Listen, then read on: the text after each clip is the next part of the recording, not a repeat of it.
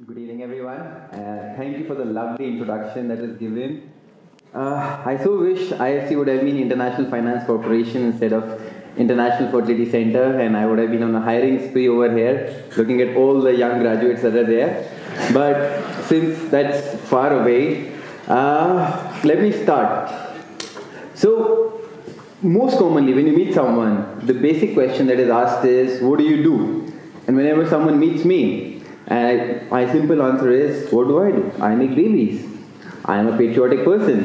When Modi ji started Make in India campaign, I said, why not? I'll make babies in India campaign. I started making babies. Though as scandalous as it sounds, it's the most noble and novel thing that one can do. I can tell you from my personal experience, thousands of couples that I have seen who suffer from infertility. Conundrum to the fact that we are a population of 1.3 billion people and there is no stopping us. But let me reiterate, I am catering to those people who don't even have a single child. It's not the ones which are having the fifth or the sixth that are coming to us for the seventh child. But it's those people who have been trying for 5, 6, 7 years and don't have a single child. So, what is it that I want to talk about in shaping the future, as the theme says? IVF is an age-old technique. It's been there for decades. There's nothing new in assisted reproductive techniques, as they say. Man has two needs: the need to survive and the need to procreate. I look after the second need. The legacy should move on. As the joke goes, we are not producing a vansh. यहाँ पे कोई चंद्रगुप्त मौर्य नहीं है. Neither do I want to produce politicians, but I want to give that joy of parenthood to those parents that have been suffering from infertility for a very, very long time.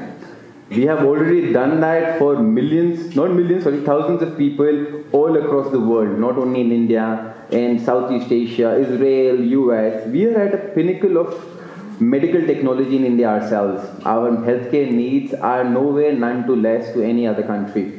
But saying that, it's easy now. IUI, IVF, surrogacy, all these forms of assisted reproductive techniques has been there for a very long time.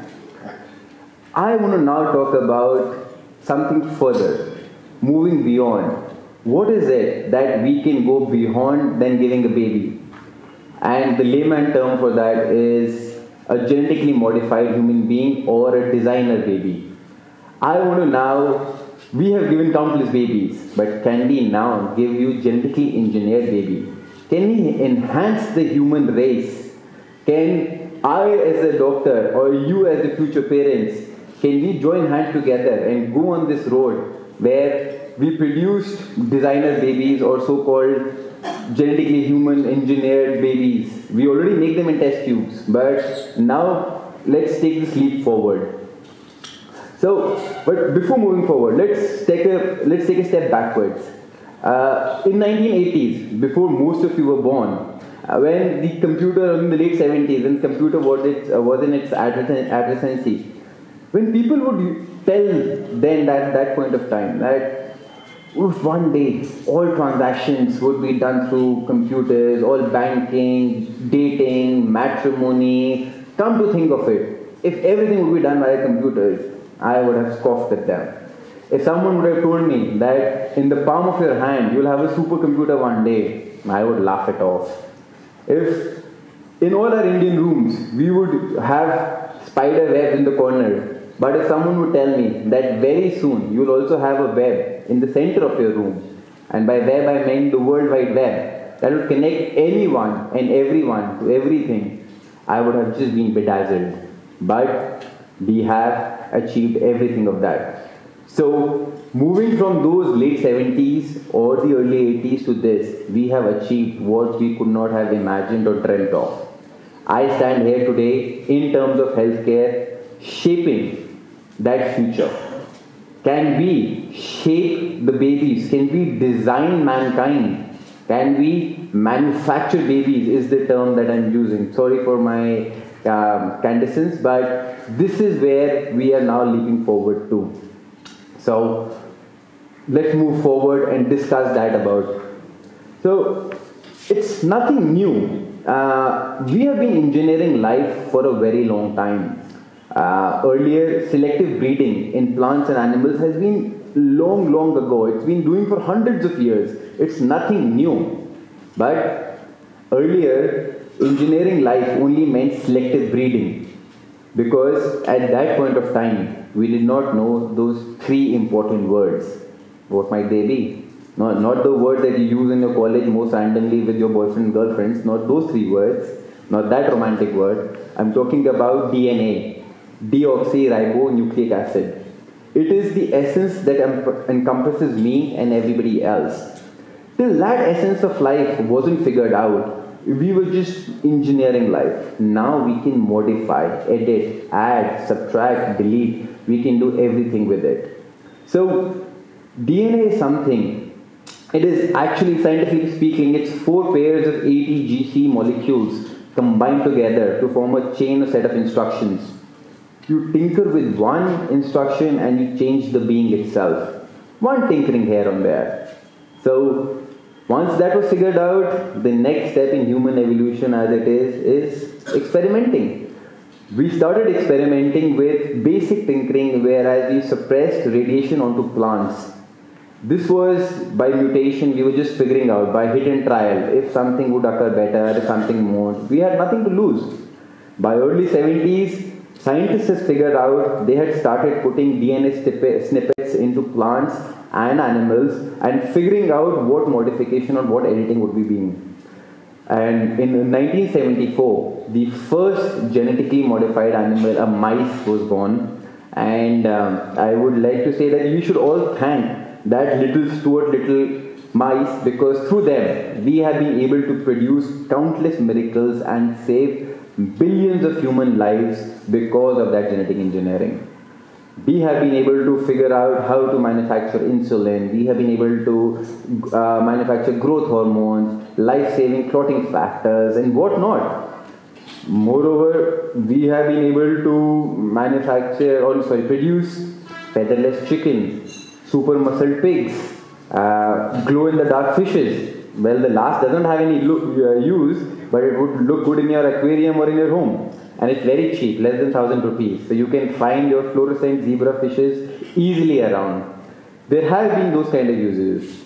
But this all has been really remarkable. But the only limiting factor in all this is being that it's limited to the government. Gene editing, gene modification is very expensive, time consuming. It's a very long, it takes years to understand the result and the result to come out. It's done by regulatory hassles where people will only when the government allows it, where a research lab having millions of dollars of funding would allow it.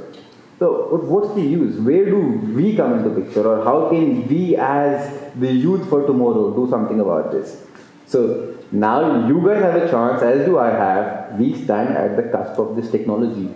We are now at this juncture where 3 to 5 years ago, something very revolutionary, something very radical has been discovered.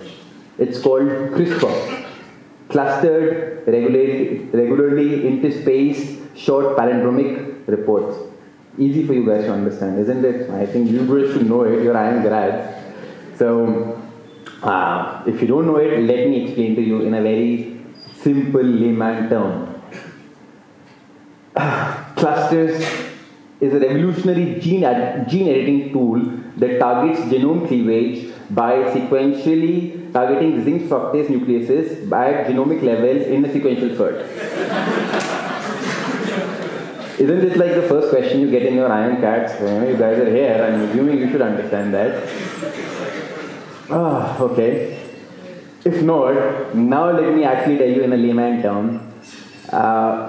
CRISPR, or gene editing CRISPR, is a tool which helps you modify genes precisely, quickly, and easily. It is, in a way, it is a mechanism that was discovered in bacteria. It's a protein that was discovered in bacteria. Now, to make it understand, it's like that protein is like a scissor. You can use that scissor to cut a DNA, and then there will be an RNA that will point to the location where do you want to use that scissor. That's all there to it. In simple words, it's a word processor for genes. You identify the gene, you add, delete, subtract, modify, do the whole addition, deletion for that gene and use that RNA. Why the full word itself, or why the gene? You can even do the letter, or as I said, the ATGC. Everything is possible, and to the best of it, it's possible in all species. So CRISPR has not only made it easy, quick and successful, it has brought down the cost by a whopping 99%. It's accessible instead of at a few labs at thousands of labs. It's accessible even to you guys if you want to do some tinkering with your future generations, but the commercial application is not there right now. So when CRISPR has actually brought that gene modification or genetic engineering into place, how can that be used into our normal or everyday life? We can be really aesthetic about it, vanity about it, that my future generations, I want a blue-eyed baby, blonde hair, has the legs of Usain Bolt or the vocal cords of Beyonce. You can't control that. That is not possible. What we want to do today is make a better human race. What we really want is to eradicate certain rare deadly diseases forever. We want to make genetically modified human beings. What if I tell you that today, if you had a chance, you can if you find the strand of DNA that causes sickle cell anemia, hemophilia, thrombosis, Down syndrome, all these genetic diseases that are passed on to one another. What if we could cut that out and our future generations can be free of those diseases? That is what I mean by a designer baby. We have to target that and not go for it. I know that let's go back to the example when I said about mobile phones and computers in the nascency stage. Our technology is in that nascency stage. The experiments in human embryos have not been allowed on the government as of now. So we are actually testing it on plants and animals. But in 2015, the first experiment was done by the Chinese government or the Chinese scientists. The second was done in 2016, which was successful. So we already have human embryos genetically modified, and we were successful in that. Think of the implications that we can have with that. And think of the broader implications that you want to produce. A race which would probably give us wings. I mean, that's really far-fetched, probably 500 years down the line. But if you let your mind open, you can achieve anything with this power, this technology. It's like a Pandora's box. I want to say that I want to have better human beings, but I really want that those skills should not be used for aesthetic purposes, as I said. But you can't overtly design human beings, as I say. You want them, you make them better people, but you can't control the technology. So if there's someone who wants that, can I have the footballing skills of Messi, or can I have the cricketing skills of Virat Kohli? Those are things which are not embedded in genes. Those are some things which you can never control. There is always the physical traits and the physical characteristics that you will always be able to control, but not this aspect. So, my point of all this about shaping the future is that you can shape healthcare.